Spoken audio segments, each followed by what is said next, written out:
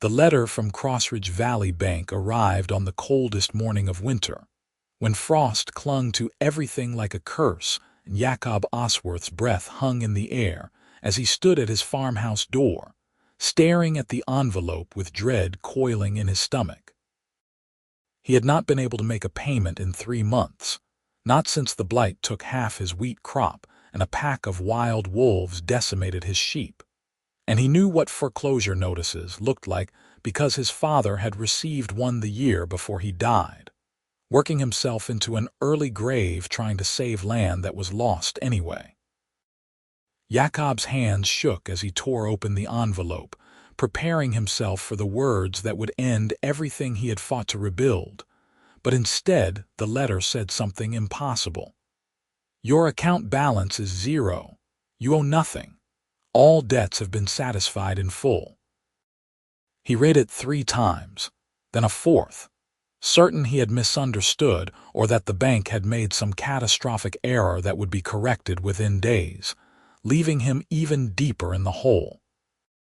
The farm stretched around him in all directions, 200 acres of rocky frontier land that nobody else had wanted, bordered by the thornwood forest where orcs were said to live in scattered clans, raiding villages and hunting game that humans considered theirs by right of settlement. Jakob had never seen an orc himself, though he had heard the stories since childhood, tales of green-skinned monsters with tusks and terrible strength who ate human flesh and worshipped dark gods. He did not particularly believe in monsters anymore. Not after 3 years of fighting in the border wars and seeing what ordinary men could do to each other. But he kept his doors locked at night anyway, and his father's old sword hanging above the mantel. The bank was an hour's ride into town, and Jakob saddled his horse with the letter clutched in one hand, his mind churning through possibilities. Perhaps some wealthy, distant relative he had never heard of had died and left him money. Perhaps the bank truly had made an error. Perhaps this was all a fever dream, and he would wake up still drowning in debt with winter closing its fist around his failing farm. The ride into Crossridge was brutal, wind cutting through his worn coat, and by the time he reached the small stone building that housed the bank his fingers were numb and his face felt frozen. The bank manager was a thin, pinched man named Cornelius Webb, who had always looked at Jakob with the particular disdain reserved for those who owed money they could not pay. But today Webb's expression was different, confused and almost wary, and he gestured Jakob into his cramped office without the usual lecture about fiscal responsibility and the importance of honoring one's obligations. Mr. Osworth, Webb said, shuffling papers on his desk. I assume you received our correspondence. I did, Jakob said, placing the letter on the desk between them. I need you to explain what this means. Webb cleared his throat. It means exactly what it says. Your debt has been paid in full, all 740 gold pieces.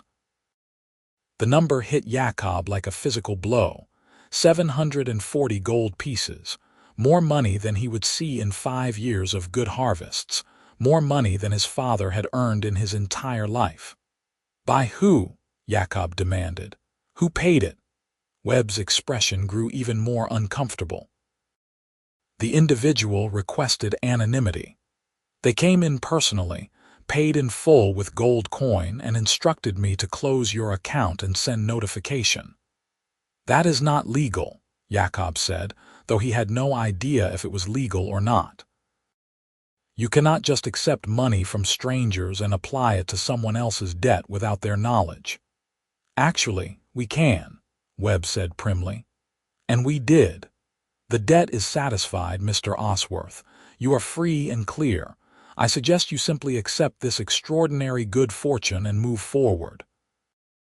Jakob wanted to argue, to demand answers, but he could see in Webb's face that the man would tell him nothing more, either because he truly did not know or because he had been paid to keep silent. He left the bank in a daze, standing in the frozen street with his mind spinning. 740 gold pieces. Who in this God's forsaken frontier territory even had that kind of money? The Lord Governor, perhaps, but why would he pay off a failing farmer's debts? Some wealthy merchant. But Jakob knew no merchants, had no connections to anyone with significant wealth. He rode home slowly, barely noticing the cold now, and spent the rest of the day working through his chores in a fog of confusion and unease. Someone had paid his debts. Someone had saved his farm, his future, possibly his life, because he had been close to the edge where men started making desperate decisions. But the anonymity of it disturbed him deeply, the sense that he was now obligated to someone he could not even thank or repay. The debt might be gone from the bank's ledgers, but it had simply transferred to someone else, someone who clearly wanted something from him even if he did not yet know what that something was. Night fell early in winter, and Jakob was feeding his remaining sheep when he heard a sound from the northern fence line, near the edge of the thornwood. It was not a loud sound, just a soft scrape of wood against wood, but in the silence of the frozen evening it carried clearly. He grabbed a lantern and walked toward the sound, his other hand resting on the knife at his belt, and as he approached the fence, he saw her. She was crouched beside the fence post, doing something with her hands that he could not quite make out in the darkness, and when his lantern light fell across her, she froze like a rabbit caught in the open. She was an orc, unmistakably, with skin the color of spring moss and two small tusks protruding from her lower lip. Her black hair was pulled back in a braid, and she wore rough leather clothing that looked handmade but serviceable. She was young, perhaps around his own age of 24, with amber eyes that reflected the lantern light and an expression of pure panic. For a long moment, they simply stared at each other.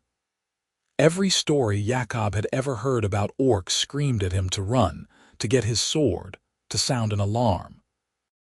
But she was not attacking him.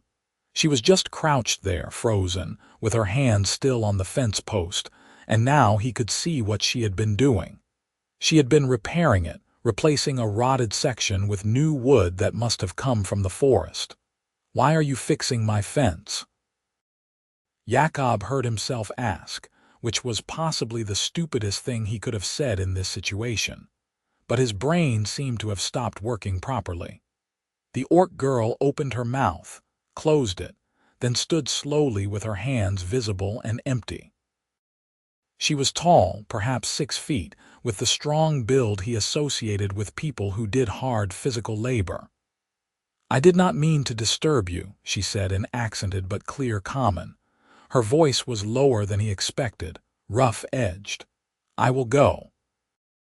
"Wait," Jakob said, and then wondered why he had said that. "Did you do this? The fence repair?" She hesitated, then nodded once, her eyes never leaving his face. She looked ready to bolt at any moment. "Why?" Jakob asked. "It was broken," she said simply. "The sheep could have escaped. Wolves could have gotten in." It was true. He had noticed that section of fence was damaged weeks ago but had not had time to fix it, had been telling himself he would get to it soon even as the rot spread and the posts loosened. "You have been on my land before," he said slowly, pieces clicking into place in his mind. "I have found other repairs, a hole in the barn roof patched, the well cover replaced, that was you." She said nothing, but her silence was confirmation enough. "Why?" Jakob asked again. "Why are you helping me?" "I should go," she said, taking a step backward. "Did you pay my debts?" The question burst out of him before he could think it through, but the way her eyes widened told him everything he needed to know. "Gods above! It was you! 740 gold pieces! How did you even get that much money?" "I cannot talk about this," she said, and her voice was strained now, almost frightened. "Please forget you saw me. Please just forget." She turned and ran, moving with a speed and silence that seemed impossible for someone her size, disappearing into the darkness toward the forest before Jakob could even think to follow. He stood there with his lantern, staring after her, his mind reeling worse than it had been all day. An orc girl had paid off his debts. An orc girl had been secretly repairing his farm. An orc girl who spoke common and wore handmade clothes and looked at him with frightened eyes like she expected him to hurt her. He walked back to the farmhouse in a daze and spent half the night sitting by the fire, trying to make sense of it all. The stories said orcs were monsters, but that girl had not looked like a monster. She had looked like someone trying to help, someone who was afraid of being caught. But why? What possible reason could an orc have for spending a fortune to save a human's farm? The questions gnawed at him for 3 days. He went about his work, feeding animals and chopping wood, and preparing for the spring planting that he would now actually be able to afford. But his mind was always partly in that moment by the fence line, watching a green-skinned girl disappear into the darkness. He found himself looking toward the thornwood constantly, wondering if she was out there watching him, wondering what she was thinking. On the 4th day, he made a decision that was probably incredibly stupid. He took a basket of bread and cheese and smoked meat, the best food he had in the house, and walked to the northern fence line at dusk. He set the basket on the ground near where he had seen her, weighted it down with a stone so it would not blow away, and walked back to the farmhouse. Then he watched from his window. She came an hour after full dark, moving like a shadow, and he saw her freeze when she spotted the basket. She circled it warily, clearly suspicious, then crouched down and looked inside. Even from the distance, he could see her confusion. She looked toward the farmhouse, and he wondered if she could see him in the window, watching. Then she took the basket and disappeared back into the forest. Jakob did the same thing the next night, and the night after that. On the 7th night, he added a note to the basket, written on a scrap of paper in his best handwriting. "Thank you for helping me. I want to talk to you. No tricks, just talk." The basket was gone the next morning, but she did not come out of the forest, and Jakob felt a sharp disappointment that surprised him with its intensity. He left another basket that night with another note. "Please, I need to understand why you did this." 3 more nights passed with no sign of her, and Jakob began to think he had scared her away permanently, that she would never come back, and he would spend the rest of his life wondering about the mysterious orc girl who had saved his farm. But on the 10th night, as he was setting out the basket, he heard a voice from the darkness. "Why do you keep leaving food?" He spun around and saw her standing at the edge of the lantern light, half hidden in shadow. She looked tense, ready to flee, but she had come out to talk to him, and that felt like a victory. "Because you saved my farm," Jakob said carefully, "and probably my life, and I do not even know your name." "Names have power," she said. "You should not want to know the name of an orc." "But I do," Jakob said. "I want to know why you helped me. I want to understand." She was quiet for a long time, and he could see the internal struggle on her face, visible even in the dim light. Finally she said, "Grisha, my name is Grisha." "Jakob," he said. "Jakob Osworth." "Though you probably already knew that." "I knew," she admitted. "I have been watching your farm for many months." The statement should have been creepy, but something in her tone made it sound almost protective instead. "Why?" Jakob asked. "Why me? Why this farm?" Grisha took a step forward into the light, and he could see her more clearly now. She had a strong face, broad and honest-looking, with a small scar above one eyebrow. Her amber eyes studied him with an intensity that made him feel exposed. "Last winter," she said slowly, "my younger brother was caught in a blizzard.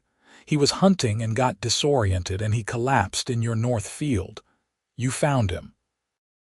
Jakob's memory stirred, pulling up a snowy day nearly 14 months ago, when he had discovered what he thought was a pile of rags in the snow. Except the rags had been breathing. He had dragged the unconscious figure into his barn, not even realizing it was an orc until he had gotten the body into shelter and seen the green skin and tusks. The boy had been perhaps 15, burning with fever. Jakob had wrapped him in blankets, forced warm broth down his throat, and sat with him through the night until the fever broke and the boy's eyes opened. He woke up terrified, Jakob said, the memory coming back fully now. He tried to run. I had to convince him I was not going to hurt him. You gave him food, Grisha said, and her voice was thick with emotion. You gave him dry clothes. You let him rest another full day until the storm passed. Then you walked him to the edge of the forest and told him to be careful going home. He was just a kid, Jakob said. I was not going to throw him back out into the storm. Most humans would have killed him, Grisha said flatly, or turned him over to the militia for a bounty. Orc scalps bring good money in the settlements. The casual way she said it made Jakob's stomach turn. He knew it was true, had heard men in town talking about orc hunting like it was sport, but hearing it from her mouth made it real in a way it had never been before. I am not most humans, he said. No, Grisha agreed. You are not. My brother came home and told us what happened. Told us about the human farmer who saved his life. My mother did not believe him at first. She thought he was making excuses for his foolishness, but I believed him. I wanted to see for myself what kind of human would show mercy to an orc. So you started watching me, Jakob said. I started watching, she confirmed. I saw how hard you worked, how you struggled after your sheep died, how you worried about the debts. I heard you talking to yourself sometimes when you thought no one could hear, about whether you could make it through another season. Jakob felt heat rise to his face, embarrassed that she had witnessed his lowest moments, the times when he had stood in his empty fields and wondered if he should just give up. So you decided to pay off my debts, he said. 740 gold pieces. Where did you even get that kind of money? Grisha's expression shifted, becoming guarded. I had savings. From before. Before what? Before I left my clan, she said. Before I was cast out for being too friendly with humans. The words hung between them, heavy with implication. Jakob thought about what that must have cost her, to be exiled from her people for showing kindness to those who were supposed to be her enemies. You were cast out because of my brother, he asked quietly. Not just him, Grisha said. There were other times I helped humans. Small things. Returning lost livestock. Warning a homesteader about a poisoned spring. My clan's elders said I was betraying our people, that I was choosing the enemy over my own blood. They gave me a choice. Renounce my sympathy for humans or leave. I left. I am sorry, Jakob said, and meant it deeply. If I had known saving your brother would lead to that, I do not apologize, Grisha interrupted fiercely. You did nothing wrong. You did what was right, and my brother is alive because of you.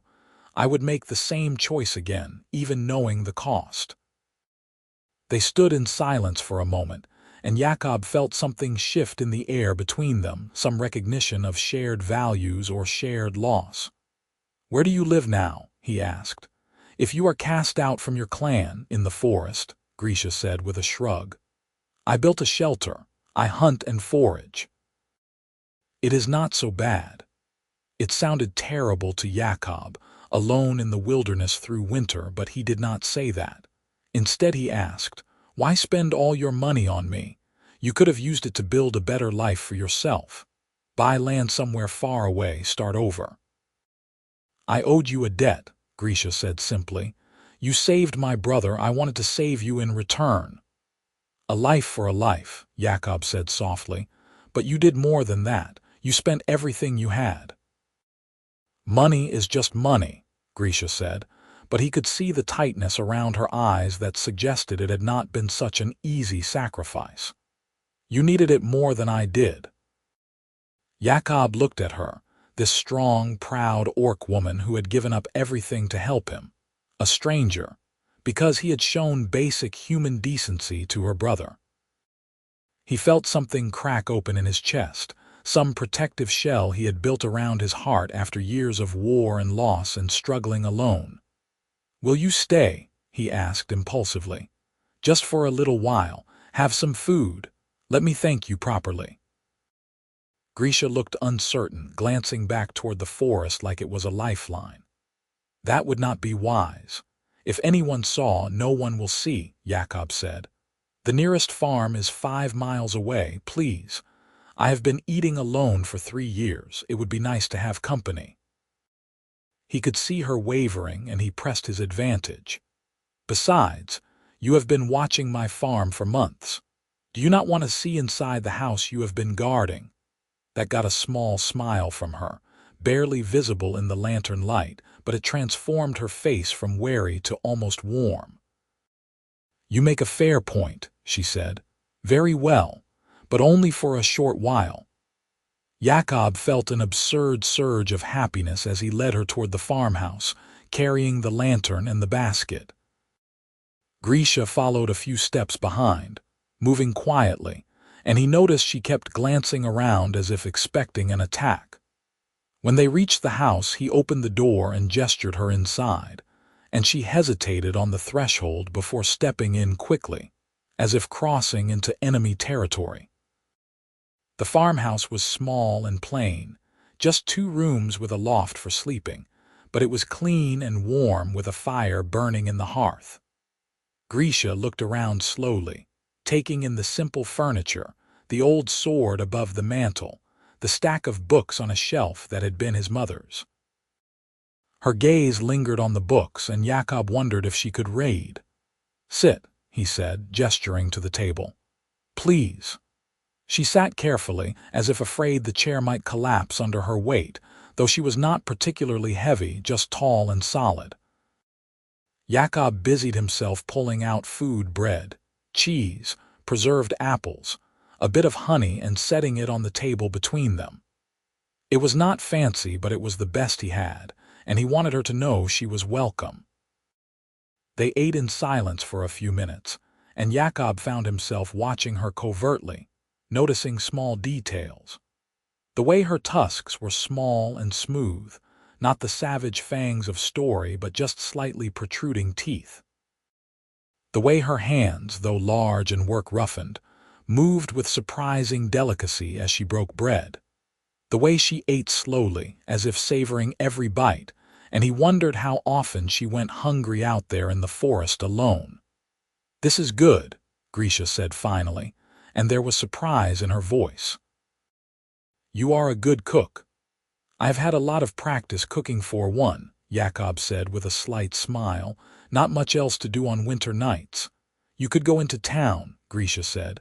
"Socialize, find a wife." The suggestion made Jakob laugh, though there was no humor in it. "The women in town are not interested in a broke farmer with a failing homestead, and now that my debts are paid, I suspect they will be even less interested, because they will think I am hiding some dark secret about where the money came from." "Are you?" Grisha asked. "Hiding a dark secret?" "Just you," Jakob said, then realized how that sounded. "I mean, I am not going to tell anyone about you. That is your secret to keep or share." Grisha studied him intently, and he felt like she was looking past his surface to something deeper. "Why not tell?" she asked. "You could be celebrated as the man who received a fortune from a mysterious benefactor. People would be fascinated. And they would not rest until they found out it was you," Jakob said. "And then what? A mob would come hunting for the orc who dared to interact with humans. They would kill you." "Perhaps I could defend myself," Grisha said, but there was no real conviction in it. "Perhaps," Jakob agreed, "but you should not have to. You did nothing wrong. You helped someone who needed help. That should not be a death sentence." Something in Grisha's expression softened, and she looked down at the table. "You really believe that," she said quietly, "that there is nothing wrong with an orc helping a human?" "Why would there be?" Jakob asked. "We are all just people trying to survive. The war is over." "The fighting should be over too." "The fighting is never over," Grisha said, and there was a depth of sadness in her voice that made Jakob's chest ache. "There will always be humans who hate orcs for existing. There will always be orcs who hate humans for taking our lands. Peace is just the pause between conflicts." "I do not believe that," Jakob said firmly. "I fought in the border wars, I saw terrible things, but I also saw moments of mercy, of enemies choosing not to kill when they could have. I saw humans and orcs both who were just tired of the blood. Things can change, they have to change." Grisha looked up at him, and in her amber eyes he saw hope warring with cynicism, the desire to believe fighting against the weight of experience. "You are an idealist," she said. "That is dangerous." "Maybe," Jakob said. "But I would rather be a living idealist than a bitter survivor." They talked for hours that night, long past when Grisha had said she would leave. Jakob learned about her life in the clan, about the traditions and stories of her people, about the forest she now called home.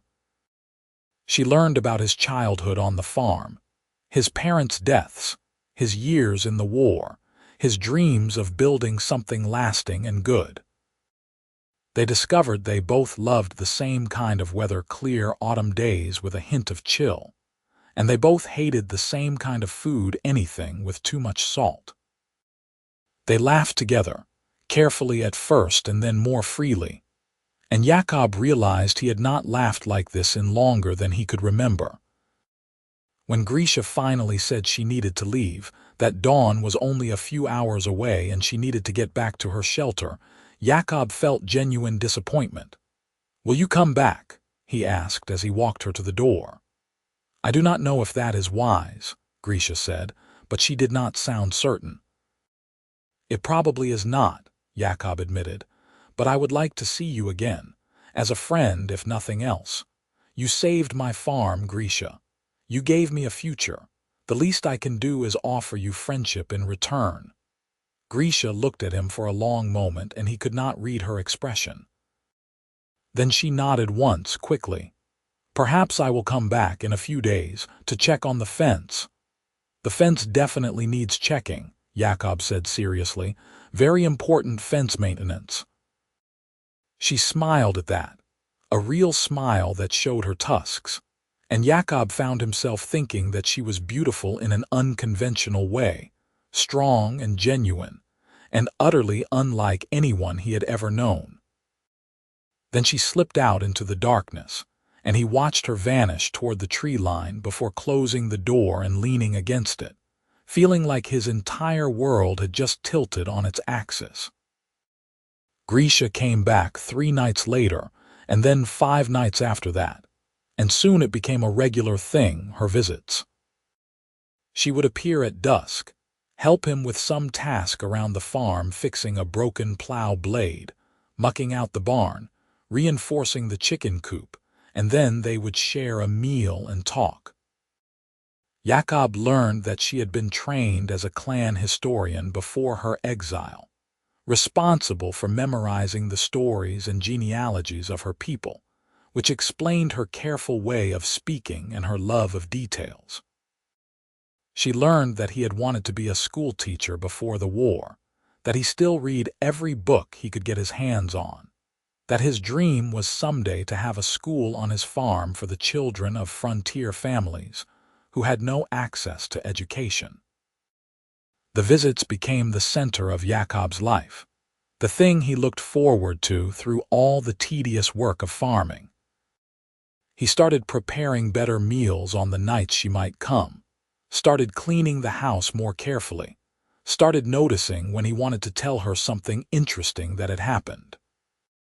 He did not examine these feelings too closely because he suspected what he would find, and it was too complicated and too dangerous to acknowledge.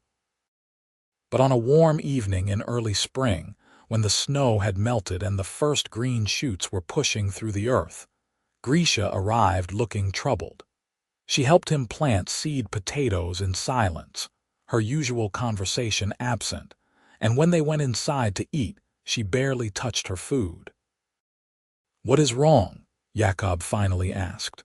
"Did something happen?" Grisha was quiet for a long time, staring at her plate. Then she said, "I went back to the clan territory yesterday. I should not have, but I wanted to see my brother to make sure he was well. He has grown taller. He looks strong." "That is good," Jakob said carefully. "Did he see you?" "No, but others did. They told the elders. This morning a messenger came to my shelter in the forest. The elders want to speak with me. They said it is important." "Are you going to go?" Jakob asked, feeling dread coil in his stomach. "I do not know," Grisha said. "Part of me wants to. I miss my family. I miss being part of something larger than myself. But I know they will demand I stop helping you. They will demand I cut all ties with humans, and I cannot do that." The last sentence was said softly but with absolute conviction, and Jakob felt his heart skip a beat. "You cannot?" he asked. Grisha looked up at him, and in her eyes he saw vulnerability and fear and something else, something that made his breath catch. "No," she said, "I cannot.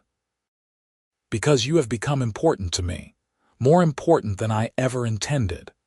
The confession hung in the air between them, fragile and enormous.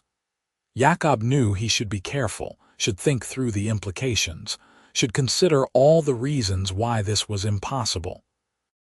But instead he heard himself say, "You have become important to me too, more important than anything." Grisha stood abruptly, her chair scraping against the floor, and for a moment Jakob thought she was going to flee. But instead she just stood there, breathing hard, her hands clenched at her sides. "We cannot do this," she said. "You know we cannot. The world will not allow it." "The world does not get a vote," Jakob said, standing as well. "This is our choice, our lives." "You say that now," Grisha said, and there was anguish in her voice. "But what about when your neighbors find out? When they turn on you? When they burn your farm and drive you out for consorting with an orc? What then?" "Then we leave," Jakob said. "We go somewhere else, somewhere we can be ourselves without fear." "There is nowhere like that," Grisha said. "Nowhere in this world where a human and an orc can simply be together." "Then we make a place like that," Jakob said. He moved closer to her slowly, giving her every chance to back away. She did not. "Grisha, listen to me. I have spent 3 years on this farm alone, just surviving. You have spent months in the forest alone, just surviving. That is not living. That is just existing. But when you are here, when we are together, I feel alive again. Do you not feel that too?" "Of course I feel it," Grisha said, and her voice broke. "Why do you think I keep coming back? Why do you think I spent everything I had to save your farm? I did not do it just to repay a debt, Jakob. I did it because I had been watching you for months and I had fallen." She stopped herself, but the unfinished sentence echoed through the room. Jakob reached out slowly and took her hand. Her skin was warm, her palm rough with calluses that matched his own. She looked down at their joined hands like she could not quite believe it was real. "Say it," Jakob said softly. "Please say it." "I fell in love with you," Grisha whispered. "I did not mean to. I tried not to. But I would watch you working in the fields, talking to your animals, reading by the fire, and I would think about what it would be like to have a life like that, simple and peaceful and good.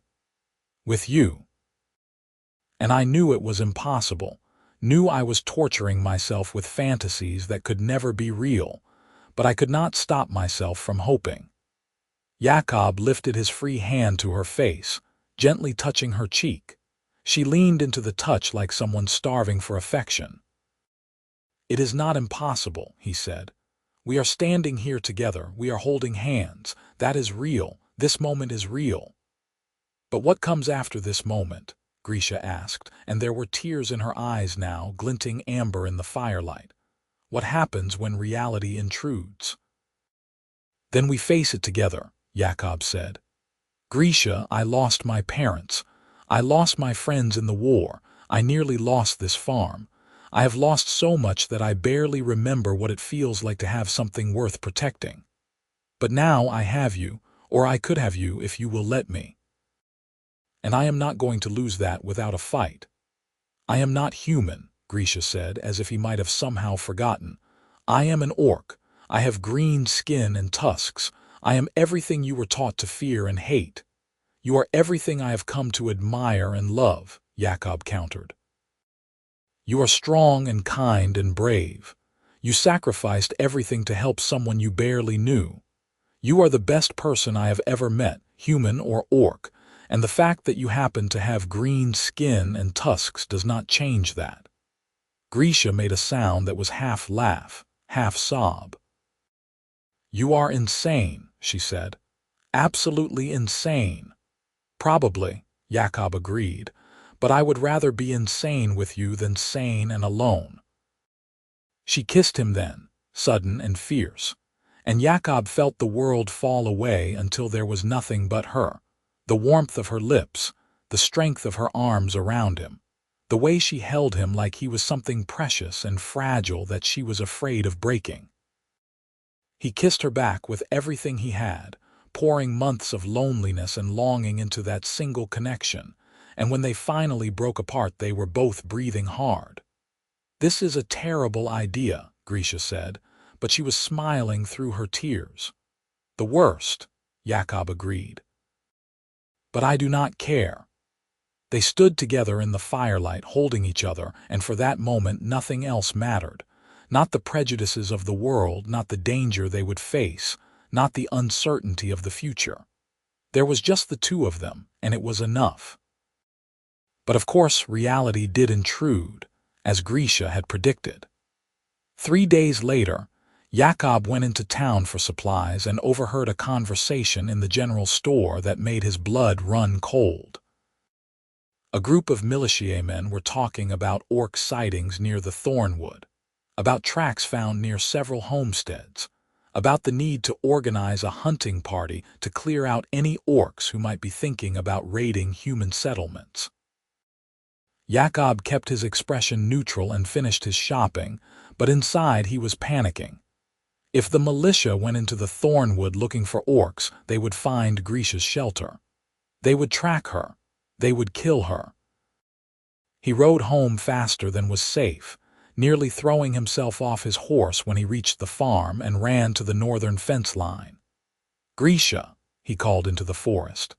Grisha, I need to talk to you. It is urgent. She appeared within minutes, emerging from the trees with alarm on her face. What is wrong? Are you hurt? The militia is planning a hunting party, Jakob said quickly. They are going into the Thornwood. They know someone has been near the homesteads. You have to leave, go deeper into the forest, somewhere they will not find you. Grisha's expression hardened. I am not afraid of human hunters. Please do not be proud about this, Jakob begged.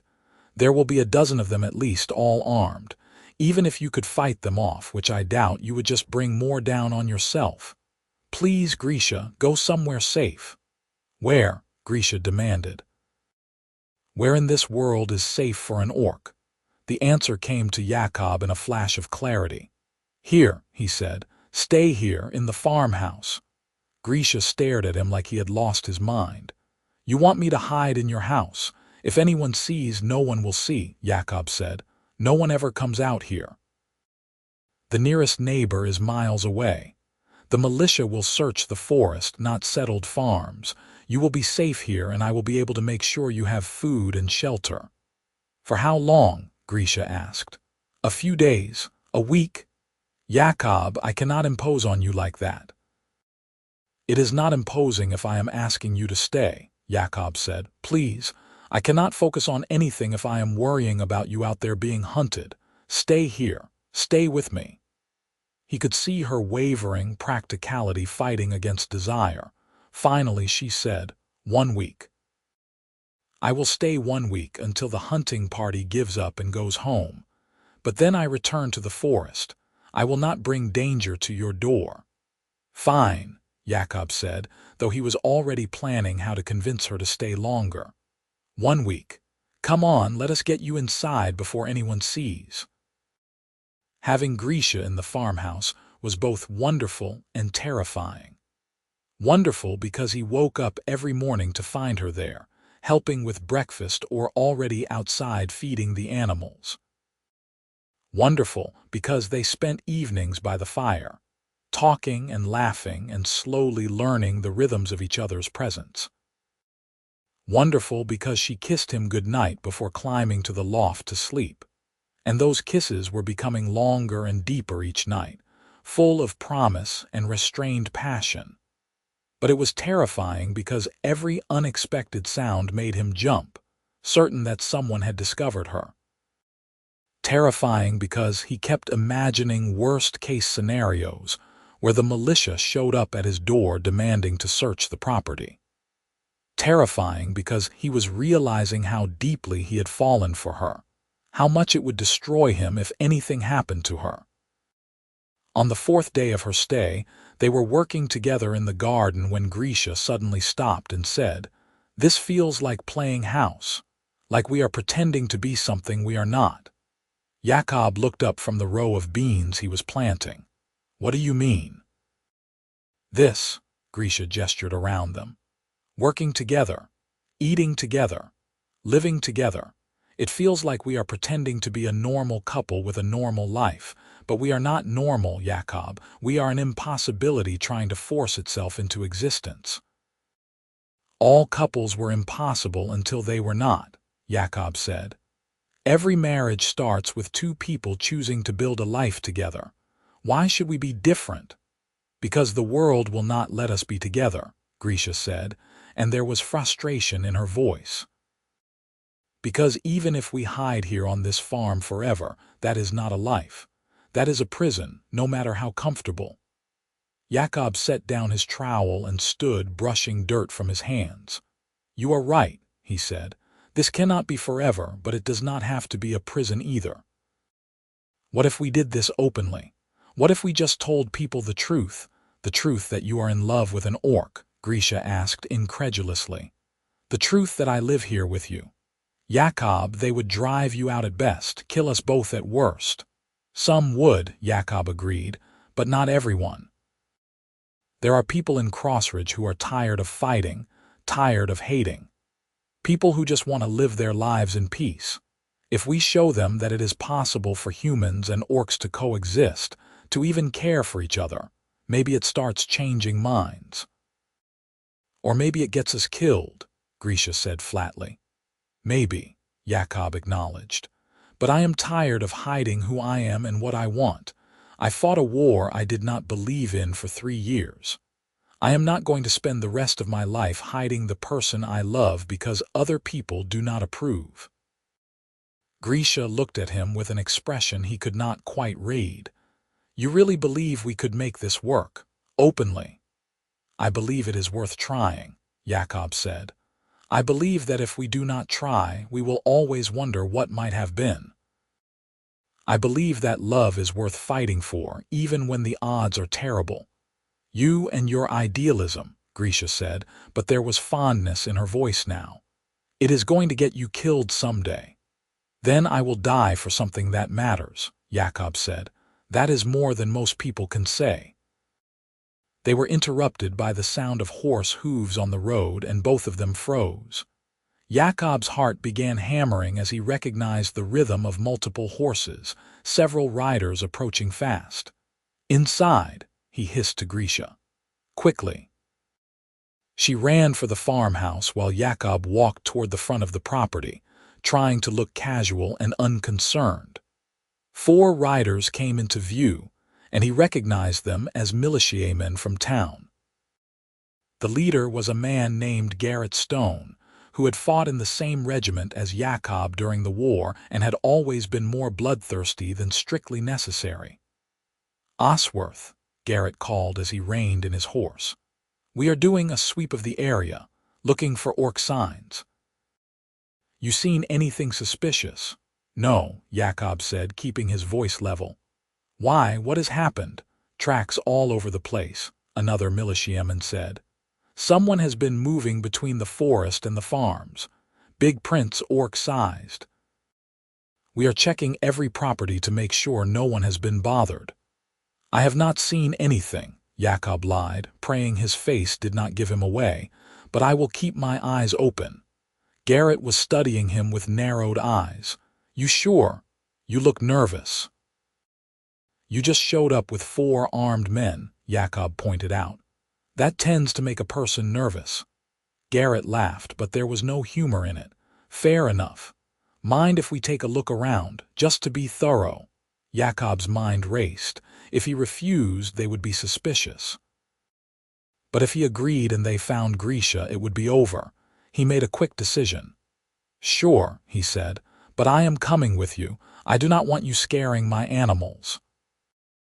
They did a circuit of the property, checking the barn and the outbuildings while Jakob prayed that Grisha had the sense to stay hidden in the house. The militiamen found nothing, though Garrett kept peering into the forest like he expected an orc army to materialize. Finally, they circled back to the farmhouse. "What about inside?" one of the militiamen asked. "There is nothing inside but my dirty laundry," Jakob said. "I seriously doubt an orc is hiding in my sock drawer," Garrett smirked. "Still, we should check. Orders are to be thorough." Jakob's heart sank, but he forced himself to nod. "Fine, but make it quick. I have work to do." He led them to the farmhouse, his mind screaming warnings. As he opened the door, he saw that the main room was empty, no sign of Grisha. The fire was burning low and the table was set for one person. Everything looked normal, painfully normal, and Jakob felt a flash of relief. The militiamen tramped through the house, poking into corners and checking the loft. Jakob held his breath as one of them climbed the ladder to the sleeping area, but the man came back down shaking his head. "Nothing up there but a straw mattress and some blankets." "Told you," Jakob said, trying to sound annoyed rather than relieved. "Just wasting time here." Garrett was looking around the room with a frown, and Jakob could see him taking in details: the 2 chairs at the table, the extra blankets folded on a chest, the second cup sitting by the wash basin. "You got a woman here, Osworth?" Garrett asked suddenly. "What?" Jakob asked, genuinely surprised. "No, why would you think that?" "Just seems like a lot of domestic tidiness for a bachelor farmer," Garrett said. "Place is cleaner than I expected." "I do not like living in filth," Jakob said. "Is that a crime now?" Garrett held up his hands. "Just making conversation, no need to get defensive." He headed for the door, and the other militiamen followed. Jakob walked them outside, barely breathing until they mounted their horses. "Remember," Garrett said, looking down at Jakob from the saddle, "if you see anything, any sign of orcs, you report it immediately. Do not try to handle it yourself. They are dangerous." "I will remember," Jakob said. He watched them ride away, not moving until they disappeared over the hill. Then he ran back into the house. "Grisha, they are gone." She dropped down from the rafters where she had been hiding, pressed flat against the ceiling beams in a space so narrow Jakob would not have thought a person could fit.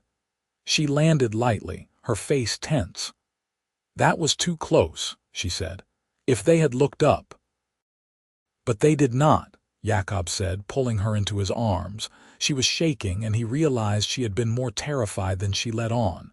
"You are safe. We are safe."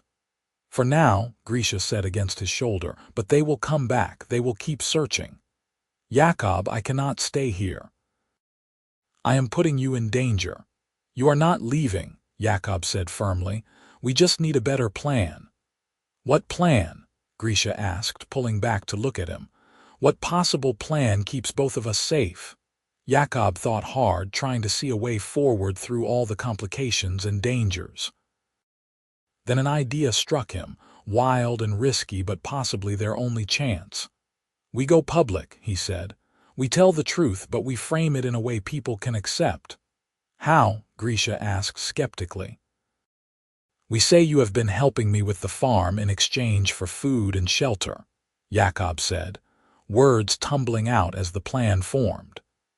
We say you are a lone orc who was cast out from her clan for refusing to raid human settlements. We emphasize that you have never hurt anyone, that you have actually been fixing things and helping out. We make you sympathetic. And you think people will just accept an orc living on your property? Grisha asked. I think people will accept it more easily than the alternative, which is continued orc raids, Jakob said. If we can show that orcs and humans can coexist peacefully, that it actually benefits both sides, maybe we start changing the conversation. That is a very big maybe, Grisha said. I know, Jakob admitted, but it is the only maybe we have. Otherwise, you go back to hiding in the forest, getting hunted by militia patrols, and I go back to being alone, and I do not want that. Do you? Grisha looked at him for a long moment, and he could see the war behind her eyes, fear against hope, self-preservation against the desire for something more. Finally, she said, if we do this, if we really do this, we do it together. You do not sacrifice yourself for me. If this goes badly, we face it together. Together, Jakob agreed. They spent the rest of the day preparing. Jakob wrote a letter to the town council, carefully explaining the situation in terms that emphasized Grisha's helpfulness and his own practical need for farm labor. Grisha gathered her few possessions from the forest, abandoning her shelter to move into the farmhouse permanently. It felt momentous and terrifying and right all at once. The next morning, Jakob rode into town and delivered his letter to the council secretary, a mousy woman named Ida who looked at him like he had sprouted a second head when he explained what the letter was about. You are harboring an orc, she whispered, scandalized. I am employing an orc in exchange for room and board, Jakob corrected. There is a difference. The council will want to discuss this immediately, Ida said, still looking stunned. You should wait. I have a farm to run, Jakob said. Tell them I will be at my property if they want to talk to me. He rode home feeling like he had just lit a fuse on a powder keg, not knowing when or how the explosion would come. Grisha was waiting in the yard and he could see the tension in her posture. It is done, he told her. Now we wait. The council arrived that afternoon, all 5 members riding out together like it was an emergency session. They were led by Mayor Aldrich Thorne, a grizzled veteran who had lost an arm in the war and had little patience for nonsense. Jakob and Grisha met them in the yard, standing together, and Jakob felt Grisha's hand slip into his, a gesture of solidarity that did not go unnoticed. Mr. Osworth, Mayor Thorne said, his voice hard. I read your letter. I find myself hoping that I misunderstood its contents. You did not misunderstand, Jakob said. This is Grisha. She has been helping on my farm for several months. She is the reason my crops have not failed and my buildings have not fallen apart. She is also the reason I was able to pay off my debts. That caused a stir among the council members. An orc paid your debts? One of them asked incredulously. Yes, Jakob said. She saved my brother's life last winter and I saved hers. She repaid that debt by ensuring I could keep my farm. That seems like the kind of behavior we should be encouraging, not punishing. She is an orc, another council member said, as if that explained everything. She is a person, Jakob countered. A person who has shown more kindness and integrity than most humans I have met. She has been cast out from her own people for refusing to raid and kill. She wants to live peacefully. Why would we reject that? Mayor Thorne was studying Grisha intently, and she met his gaze without flinching. You speak common, he observed. I do, Grisha said. Her voice was steady, but Jakob could feel her tension in the way her hand gripped his. I was a historian in my clan. I learned your language to better understand the stories and treaties. And yet your people continue to raid our settlements, Mayor Thorne said. They are not my people anymore, Grisha said quietly. I was exiled for sympathizing with humans, for believing that peace was possible. I cannot speak for my former clan, but I can speak for myself. I want no part of violence. I want only to live quietly and bother no one. There was a long silence. Jakob could see the council members exchanging glances, clearly unsure how to handle this unprecedented situation. Finally, Mayor Thorne said, "This is highly irregular. We have never had an orc living openly among us." "Then maybe it is time to start," Jakob said. "The war is over. The killing should be over too. If we want peace, real peace, we have to be willing to extend trust. Grisha is offering that. The question is whether you are brave enough to accept it." It was a gamble, challenging them like that, but Jakob was betting that Thorne was the kind of man who responded to challenges. Sure enough, the mayor's eyes narrowed thoughtfully. "You are asking us to make a decision that could affect the entire region," he said. "If other orcs see one of their kind living peacefully with humans, it could change everything. Or it could make us look weak and invite more raids. Or it could show that there is another path," Grisha said. "When I was with my clan, we raided because we believed humans would never accept us, never see us as anything but monsters to be destroyed. If you prove that wrong, if you show that coexistence is possible, maybe others will follow. Maybe the raids stop because there is no longer a reason for them." "That is a lot of maybes," Mayor Thorne said. "But the alternative is definitely more fighting," Jakob said. "More death, more hatred. Is that really what you want?" Mayor Thorne looked at the other council members, and some kind of silent communication passed between them. Then he turned back to Jakob and Grisha. "We will allow this," he said slowly, "on a trial basis. 6 months. The orc Grisha may remain on your property, but she does not come into town. She does not interact with other settlers. And if there is any trouble, any at all, this arrangement ends immediately and she returns to the wilderness. Are those terms acceptable?" It was not ideal, but it was more than Jakob had dared hope for. He looked at Grisha and she nodded slightly. "Acceptable," Jakob said. "Thank you, Mayor." "Do not thank me yet," Mayor Thorne said. "This could still blow up in all our faces, but I am willing to take the risk if you are."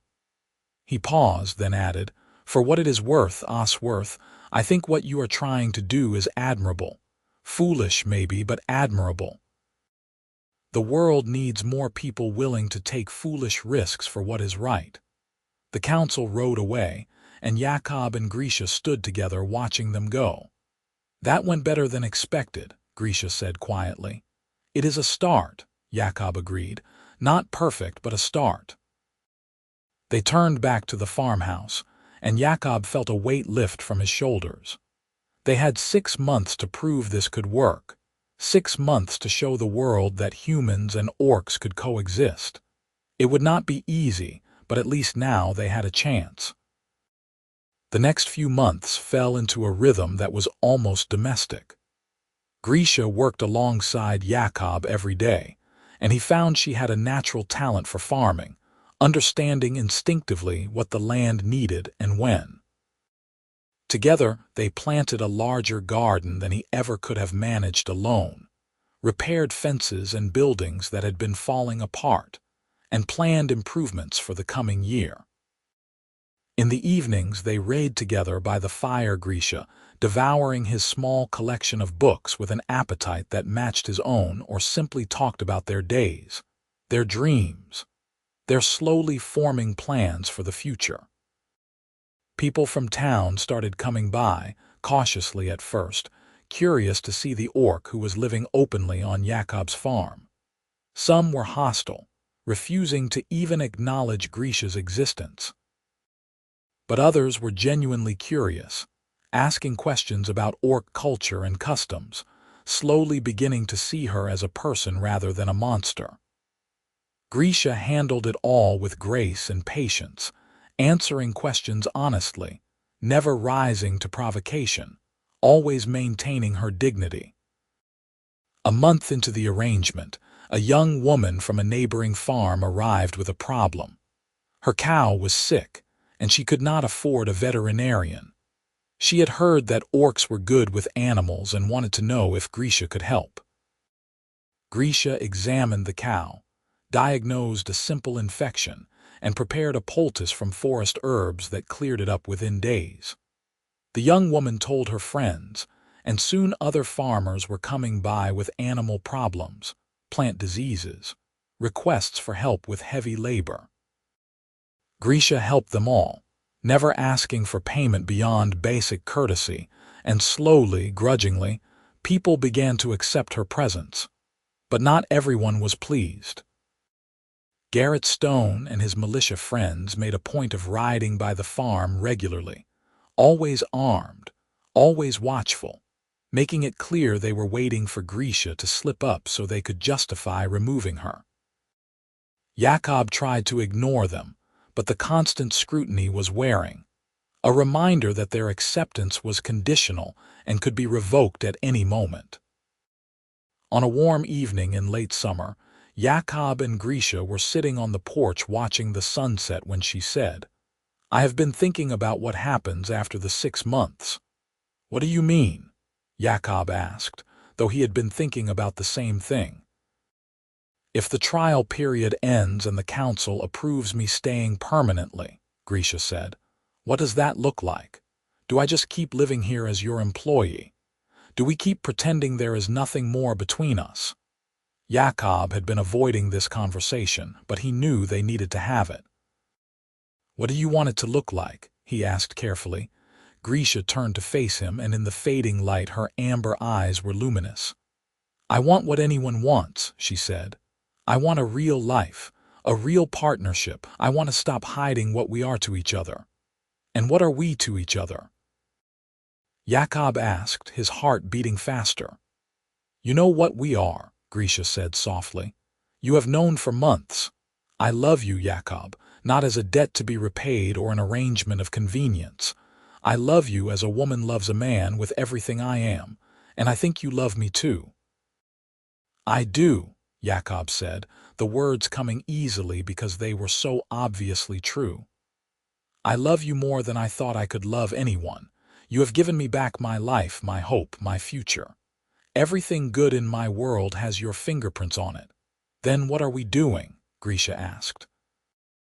"Why are we still dancing around this?" "Because I do not know how to make it work," Jakob admitted. "I want to marry you, Grisha. I want to wake up next to you every morning for the rest of my life. But I do not know if the world will allow that. I do not know if we can have what other couples have." "Then we make our own rules," Grisha said. "We do not need a priest or a government official to tell us we belong together. We can make our own vows, our own commitment. Just you and me, promising to face whatever comes together." Jakob felt something settle in his chest, a rightness that he had been missing all his life. "Is that what you want, to marry me, even if it is not legal or recognized?" "I want to be yours and have you be mine," Grisha said. "I do not care what the world calls it. I care that it is real." Jakob took her hands in his, feeling the calluses that matched his own, the strength that had rebuilt his life. "Then I make this vow to you," he said solemnly. "I will stand by you through whatever comes. I will protect you, support you, and love you until my last breath. I will never ask you to be anything other than who you are. You are my partner, my love, my wife in all the ways that matter." Grisha's eyes were bright with tears. "And I make this vow to you," she said. "I will stand by you through whatever comes. I will work beside you, fight for you, and love you with everything I am. I will never abandon you or let you face the world alone. You are my partner, my love, my husband in all the ways that matter." They sealed their vows with a kiss as the sun set behind them, and Jakob felt the last pieces of his broken life slot into place. They were married now, by their own definition, and it did not matter that the law would not recognize it, or that society would not approve. They had made their choice and their commitment, And that was enough. The 6-month trial period ended in early autumn, and the town council convened to make their final decision. Jakob and Grisha stood before them in the small meeting hall, and Jakob could feel the tension radiating from her despite her calm exterior. Mayor Thorne looked older than he had 6 months ago, his face lined with the weight of leadership. "We have heard testimony from multiple sources," Mayor Thorne said. "Farmers who say Grisha has helped them. Merchants who say trade has actually improved because raiders avoid the area now, knowing one of their own is living peacefully here. But we have also heard concerns. Garrett Stone and his militia believe that allowing an orc to live among us sets a dangerous precedent, that it makes us look weak and vulnerable." Jakob's stomach sank.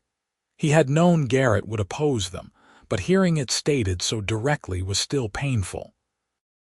"However," Mayor Thorne continued, "the council has weighed all the evidence and testimony, and we have decided that the benefits of this arrangement outweigh the risks. Grisha may remain on your property permanently, with the same conditions as before: no coming into town without explicit permission, no contact with other orc clans, and immediate revocation if there is any trouble." Relief flooded through Jakob so powerfully that he felt dizzy. Beside him, Grisha let out a breath she had been holding. "Thank you," Jakob said, his voice rough with emotion. "Thank you for giving us this chance." "Do not make me regret it," Mayor Thorne said, but there was something almost kind in his expression. "Now get out of here. You have a farm to run." They left the meeting hall hand in hand, and as they emerged into the afternoon sunlight, Jakob saw Garrett Stone standing across the street, watching them with cold eyes. The militiaman spat on the ground and turned away, and Jakob felt a chill despite the warm day. They had won this battle, but the war was far from over. Still, for now they had peace and permission in each other. As they rode back to the farm, Grisha said, "I cannot believe it. We actually did it." "We did," Jakob agreed, "though I suspect the hard part is still ahead of us." "Probably," Grisha said, "but at least we face it together." The seasons turned, autumn fading into winter, and life on the farm continued. Word spread through the frontier about the orc living peacefully among humans, and Jakob began receiving visitors from farther away, scholars wanting to document the arrangement, diplomats wanting to understand if it could be replicated, even a few other orcs who had been cast out from their clans and wanted to know if there was a place for them in human society. One orc in particular, a grizzled warrior named Tagrok, arrived in early spring looking for Grisha. He had been her mother's brother, he explained, and he had come to see if the stories were true, if his niece had really found a way to live openly with humans. Grisha greeted him with tears and joy, and he stayed for 3 days, talking with her in their own language and eyeing Jakob with suspicion. On his last night, Tagrok pulled Jakob aside. "My niece loves you," he said bluntly. "I can see it in how she looks at you, how she speaks of you." "And you love her." "I do," Jakob confirmed. "That is good," Tagrok said, "because if you hurt her, I will come back and remove parts of you that you will miss." It should have been threatening, but Jakob found himself smiling. "Understood." Tagrok studied him for a moment, then nodded. "You are braver than you look, human. My niece chose well." He paused, then added, "When I return to the clan territories, I will tell others what I have seen here, that there is another path. Some will listen, some will not, but the seed is planted." "That is all we can ask," Jakob said. Tagrok left the next morning, and Grisha watched him go with tears streaming down her face. "That was my last link to my old life," she said, "and now it is gone." "But you have a new life," Jakob reminded her gently. "Here with me." "I know," Grisha said, leaning into him, "and it is a good life. I just wish I did not have to choose between worlds." "Maybe someday you will not have to," Jakob said. Maybe someday the worlds will not be so separate. It was an optimistic thought, but that spring brought signs that it might not be entirely impossible. 2 more orcs arrived seeking permission to settle near human communities, both of them citing Grisha's success as proof that coexistence could work. The town council grudgingly approved one of them, and suddenly there were 2 orc families living openly in the Crossridge region. With more orcs present, the militia became more aggressive. Garrett Stone organized regular patrols, looking for any excuse to cause trouble. Jakob tried to stay out of his way, but tension was building, and he knew it would eventually boil over. The explosion came on a hot summer day when Jakob had gone into town for supplies. He was loading his wagon when he heard shouting from the tavern across the street. Moments later, Garrett Stone emerged dragging a young orc boy by the arm. The boy was crying, trying to pull away, and Garrett had his other hand on his knife. "Found this little monster stealing food," Garrett announced to the growing crowd. "Time to show these greenskins what happens when they break our laws." Jakob dropped what he was holding and strode across the street. "Let him go, Stone."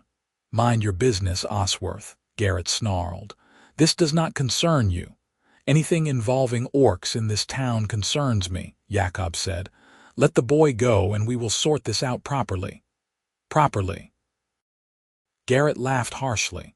"You mean we let him go with a warning?" "No, we need to make an example. He is a child," Jakob said, trying to keep his voice level. "Whatever he did, he does not deserve to be beaten in the street like an animal." "He is an orc," Garrett said. "Not a child. A monster." Jakob saw red. He grabbed Garrett's wrist and forced him to release the boy, who scrambled away into the crowd. Garrett roared and swung at Jakob, catching him across the jaw with a punch that sent him stumbling back. The crowd gasped, and suddenly Mayor Thorne was there, pushing between them. "Enough," the mayor barked. "Both of you stand down." "He assaulted me," Garrett panted, pointing at Jakob. "I want him arrested."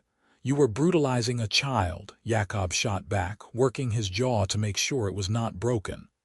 "I stopped you. That is not assault, that is decency." Mayor Thorne looked between them, then at the crowd. "Someone tell me what happened, quickly." A shopkeeper stepped forward.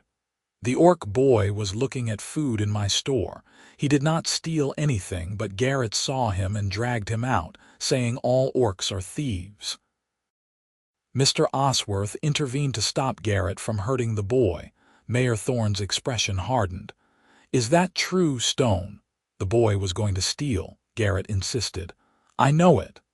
"But he had not actually stolen anything," Mayor Thorne said. "Which means you assaulted a child based on your own prejudice. That is not acceptable, militia member or not." "You are taking the orc's side," Garrett demanded incredulously. "After everything we have done to protect this town." "I am taking the side of justice," Mayor Thorne said coldly. "Go home, Stone. Cool off. And if I hear about you harassing orcs again without cause, you will be removed from the militia." "Understood." Garrett looked like he wanted to argue, but he saw something in the mayor's face that made him back down. He spat at Jakob's feet and stalked away, and the crowd slowly dispersed. Mayor Thorne turned to Jakob. "You are making enemies," he said quietly. "I know," Jakob said, "but I cannot stand by and watch children be hurt." "I understand," Mayor Thorne said, "but be careful. Stone has friends, and they are not as reasonable as I am. Watch your back." Jakob nodded and finished loading his wagon, but the mayor's warning echoed in his head all the way home.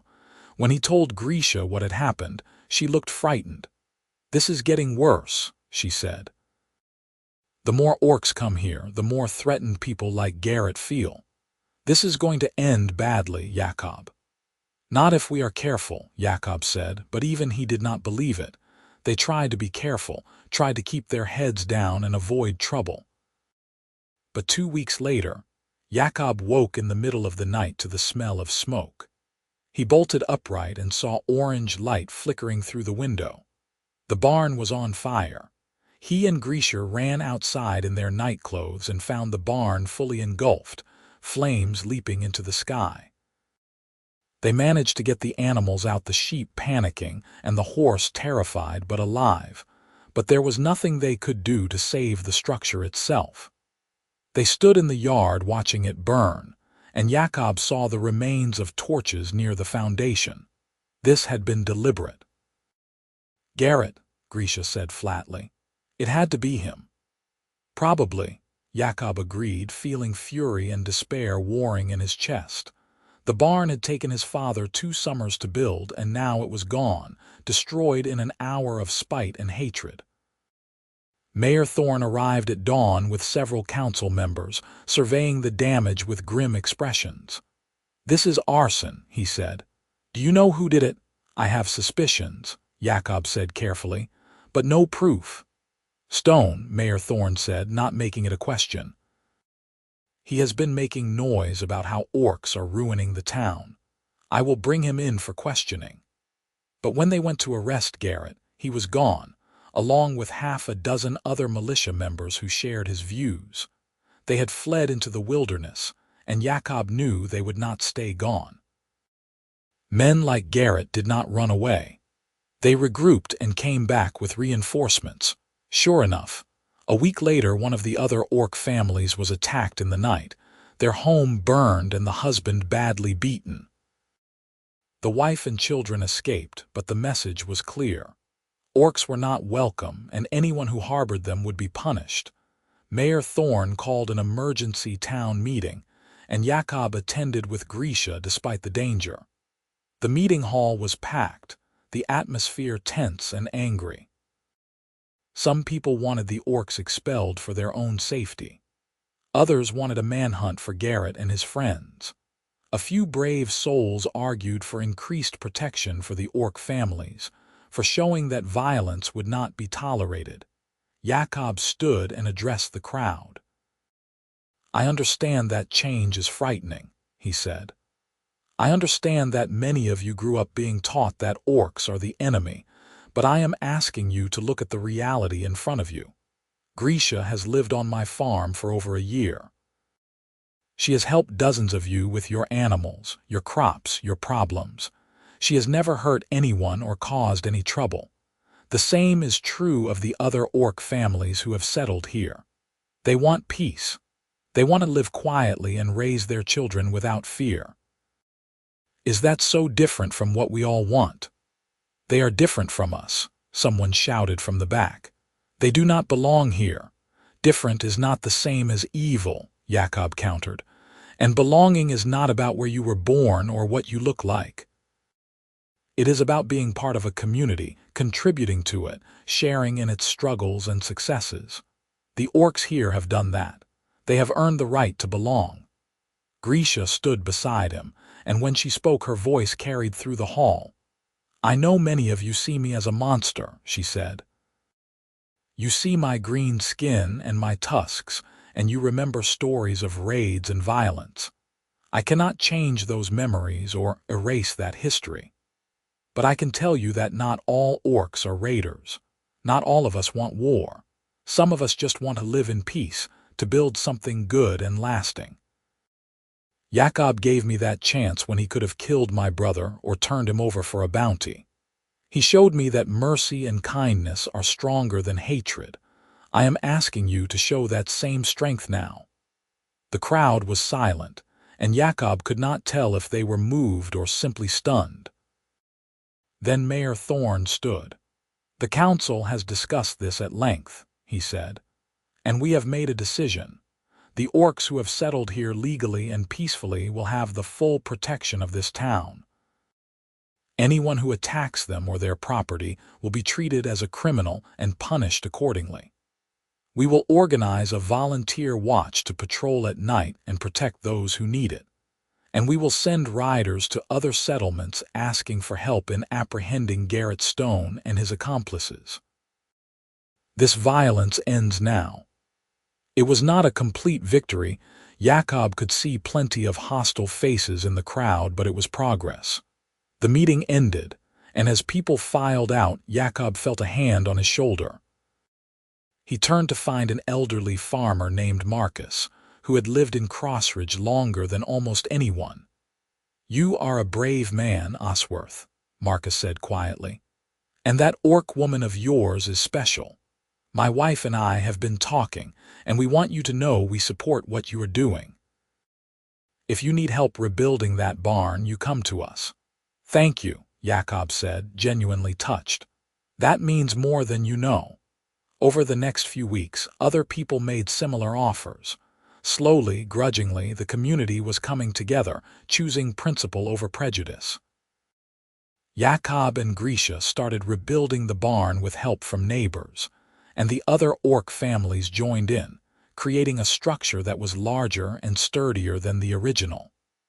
It felt symbolic somehow, like they were building something new from the ashes of the old. But Garrett Stone was still out there, and Jakob knew he would not give up. The question was when and how he would strike next. The answer came on a crisp autumn morning when Jakob was in the field harvesting the last of the wheat.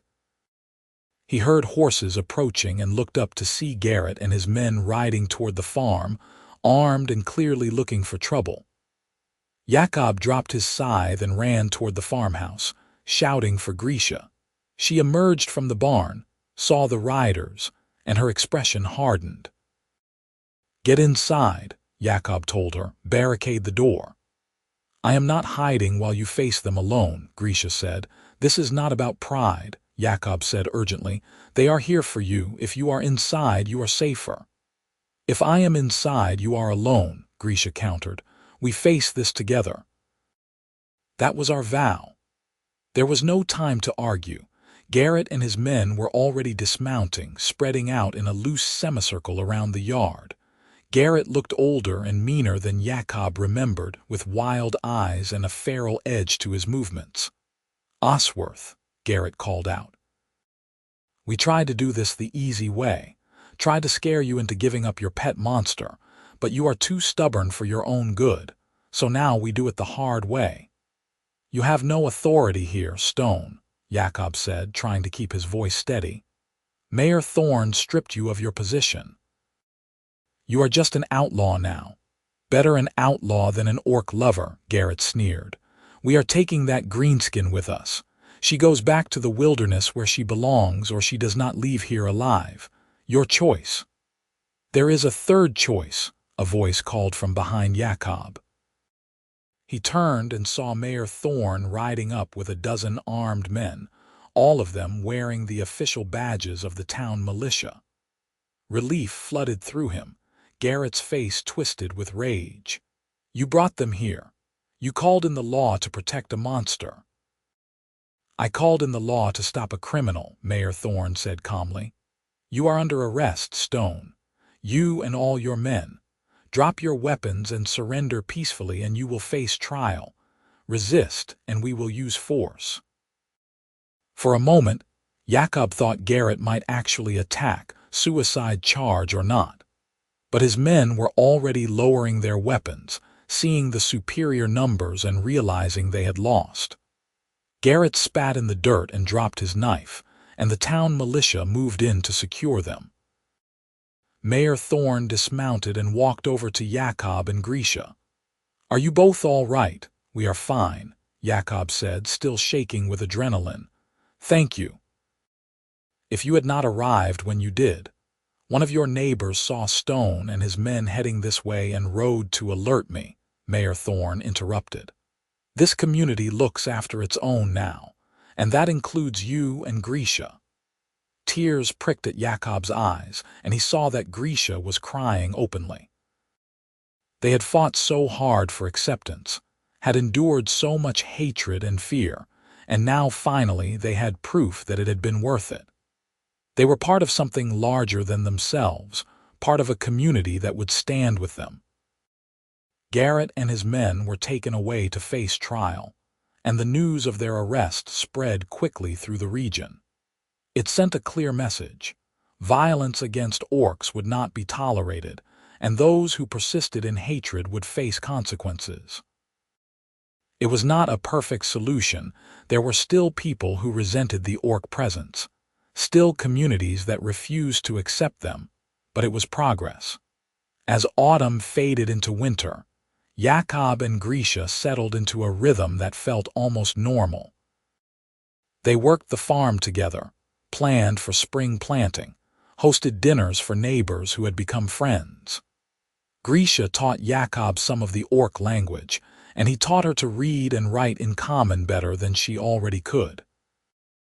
They talked about the future, about possibly adopting children who needed homes, about expanding the farm to provide employment for more orcs who wanted to integrate into human society. On the first anniversary of their private vows to each other, Jakob surprised Grisha with a gift. It was a simple ring he had commissioned from the town blacksmith, made of twisted silver and bronze, representing the joining of two different metals into something stronger than either alone. "It is beautiful," Grisha said, tears streaming down her face as she slipped it onto her finger. "But you did not have to. I wanted to," Jakob interrupted. "I wanted you to have something physical, something you can look at and remember that you are loved and cherished and valued, not despite who you are, but because of who you are." Grisha kissed him then, deep and passionate, and Jakob felt the last pieces of his heart, the pieces that had been broken by war and loss and loneliness, finally heal completely. They spent that evening by the fire, wrapped in each other's arms, talking about everything and nothing, just enjoying the simple miracle of their presence together. Spring arrived with new challenges and new opportunities. More orcs came seeking asylum, and the town council established formal procedures for integrating them into the community. Grisha became an unofficial ambassador, helping new arrivals adjust to human customs while also educating humans about orc culture. It was exhausting work, but she thrived on it, finally finding a purpose that matched her skills and passions. Jakob expanded the farm, adding new fields and outbuildings, and employed several young orcs who needed work and training. Together they created a model that other farms began to copy, showing that mixed species cooperation was not only possible but profitable. The success brought attention from larger settlements, and even from the territorial governor, who visited to see the great experiment for himself. But the visit Jakob treasured most came from an unexpected source. One summer evening, a young orc approached the farm cautiously, and when Grisha saw him, she cried out in joy. It was her brother, the same boy Jakob had saved from the blizzard 2 years earlier, now grown taller and stronger but still recognizable. "I had to see for myself," the boy said, looking around in wonder. "The stories about you, about what you are doing here, I had to know if they were true." "They are true," Grisha said, embracing him tightly. "Oh, I have missed you so much."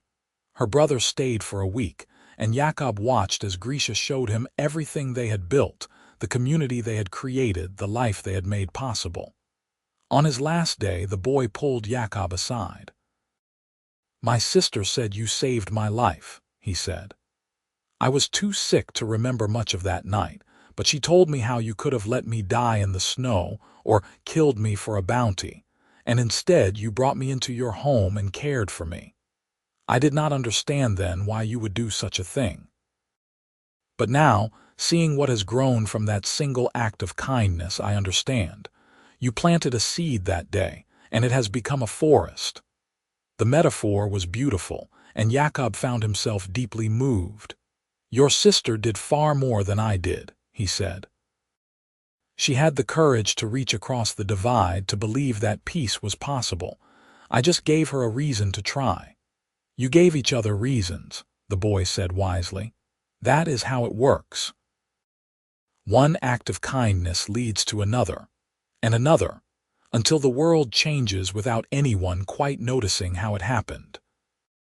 After the boy returned to his clan, bearing stories of what he had seen, Jakob and Grisha received word that more orcs were leaving the raiding clans and seeking to settle peacefully near human communities. The territorial governor announced a formal integration program, using Crossridge as a model. It was not perfect, and there were still conflicts and setbacks, but the tide was turning. The world was changing. 2 years after Jakob had found that impossible letter from the bank, he and Grisha stood on their porch watching the sunset over fields that stretched green and fertile in all directions. The farm was thriving, the community was growing, and they had become symbols of something larger than themselves, proof that different peoples could coexist, could even love each other if they were brave enough to try. "You ever regret it?" Jakob asked quietly. "Giving up everything for me?" Grisha leaned against him, solid and warm and perfect. "I did not give up everything," she said. "I traded one life for another. A life of loneliness and exile for a life of partnership and purpose. That is not a sacrifice, Jakob, that is a gift." "Still," Jakob pressed. "You lost your family, your clan, your place in the world." "And I gained a new family," Grisha said, gesturing to the farm and the community beyond. "A new clan, a new place in the world that I helped create. I would not change a single moment of it." Jakob pulled her close, breathing in the familiar scent of her, feeling the steady beat of her heart against his.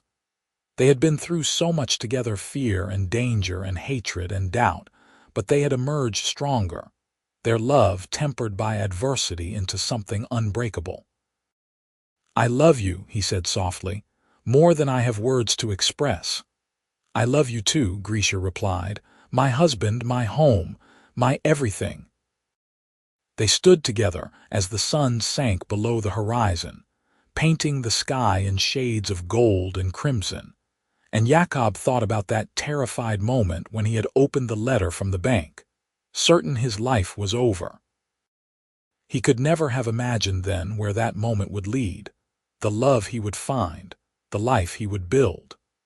It had all started with an orc girl secretly paying off his farm debts, an anonymous act of kindness that had changed everything. And now, standing here with her in his arms and their shared future stretching before them, Jakob understood that sometimes the most important moments in life are the ones you never see coming. The ones that arrive unexpectedly, wrapped in impossibility, and change everything you thought you knew about yourself and the world. The farm debts were long since forgiven, paid off by love disguised as gold. But the debt of gratitude Jakob carried would last his lifetime, a joyful burden he would never want to put down. Because Grisha had not just saved his farm that day. She had saved him, body and soul, and given him a reason to believe that even in a broken world, love could build something new and beautiful and lasting. As stars began to appear in the darkening sky, Jakob and Grisha turned and walked together into their home, closing the door on the day and opening themselves to whatever tomorrow might bring. They had fought for their right to be together, had earned their place in this community through courage and persistence, an unwavering commitment to each other. And now, finally, they could simply exist, two people who loved each other building a life worth living. The world might never fully understand what they had found together, might never stop seeing them as an anomaly or an experiment. But that did not matter. What mattered was the truth they held between them, solid and unshakable. That love recognizes no boundaries, no prejudices, no artificial divisions between peoples. Love simply is, powerful and transformative and capable of changing the world one farm, one family, one heart at a time.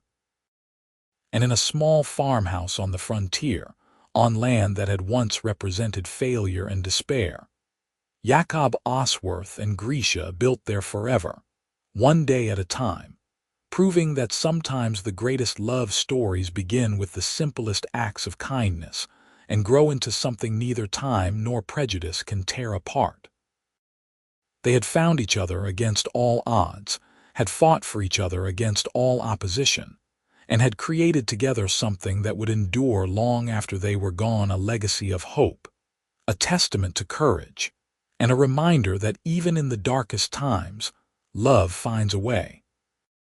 The end came many years later, when both Jakob and Grisha were old and gray, surrounded by the children they had fostered and the community they had nurtured into existence. They passed within hours of each other, as if even death could not separate them for long, and the entire region mourned their loss. But their legacy lived on in the integrated communities that had sprouted throughout the frontier, in the mixed families that no longer drew stares, in the young people who grew up not knowing that humans and orcs had once been mortal enemies. The farm remained, passed down through their foster children, and visitors still came to see the place where it had all begun. Where an orc girl had secretly paid off a human farmer's debts, and in doing so had planted the seeds of a revolution that changed the world.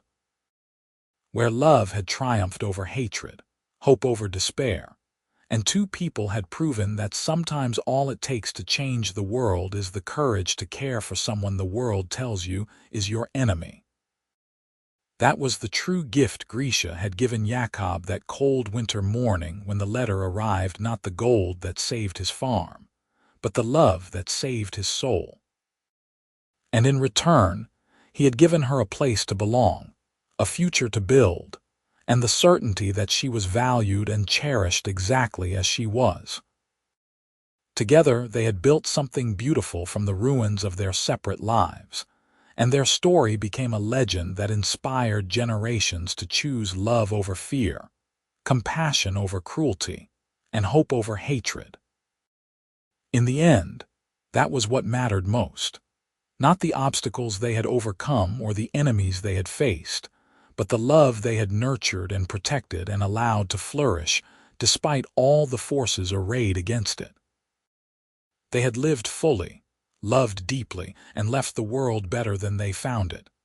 And really, what more could anyone ask for in a life well lived?